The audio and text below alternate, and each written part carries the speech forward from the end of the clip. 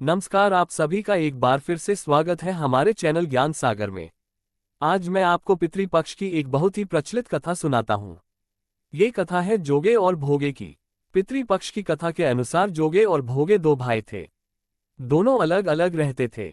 जोगे धनी था और भोगे निर्धन था। दोनों में बहुत ही प्रेम था। जोगे की पत्नी को अपने धन का बहुत अभिमान था, लेकिन भोगे की पत्नी बहुत ही सरल हृदय की थी। पितृपक्ष आने पर जोगे की पत्नी ने उससे पितरों का श्राप करने को कहा, तो जोगे ने इसे व्यर्थ का कार्य समझकर टालने की कोशिश करी। लेकिन उसकी पत्नी ने उससे कहा, यदि हम ऐसा नहीं करेंगे तो लोग बातें बनाएंगे और फिर अपने मायके वालों को दावत पर बुलाने और अपनी शान दिखाने का उसे यह उचित अवसर लगा। वो बोली, आप शायद मेरी परेशानी की वजह से ऐसा कह रहे हैं, लेकिन मुझे कोई परेशानी नहीं होगी। मैं भोगी की पत्नी को बुला लूंगी और उससे सारा काम करा लूंगी। फिर उसने जोगे को अपने पीहर न्योता देने भेज दिया। दूसरे दिन उसके बुलाने पर भोगी की पत्नी सुबह सुबह आकर काम में जुट गई। उसने रसोई तैयार की, अनेक पकवान बनाए और सारा काम निपटाकर अपने घर आ गई। आखिर उसे भी तो पितरों का श्राद्ध और तर्पण करना था। इस अवसर पर जोगी की पत्नी ने उसे रोका भी नहीं। शीघ्र ही दोपहर हो गई।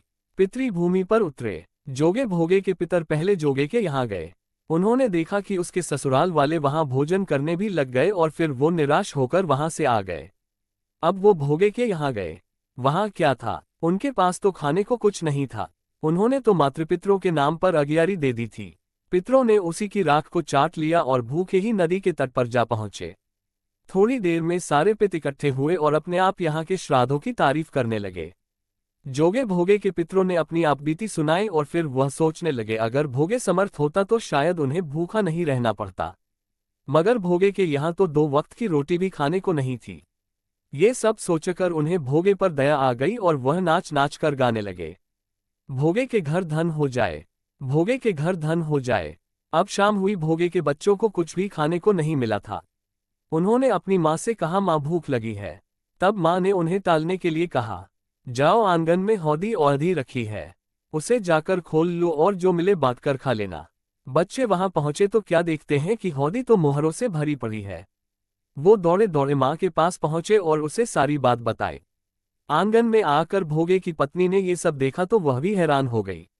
इस प्रकार भोगे भी धनी हो गया, मगर धन पाकर भी वो घमंडी नहीं हुआ। अब फिर पितृपक्ष आया। श्राद्ध के दिन भोगे की पत्नी ने बहुत से व्यंजन बनाए।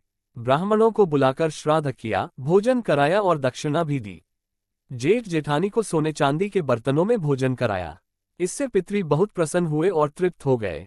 तो ये थी श्राद्ध पक्ष में सुनी जाने वाली जोगे भोगे की कथा। आपको आज की यह कथा कैसी लगी? कमेंट करके जरूर बताएं। अगर आपको ये कथा अच्छी लगी हो तो लाइक जरूर करें और साथ ही मेरे चैनल ज्ञान सागर को सब्सक्राइब करना ना भूलें।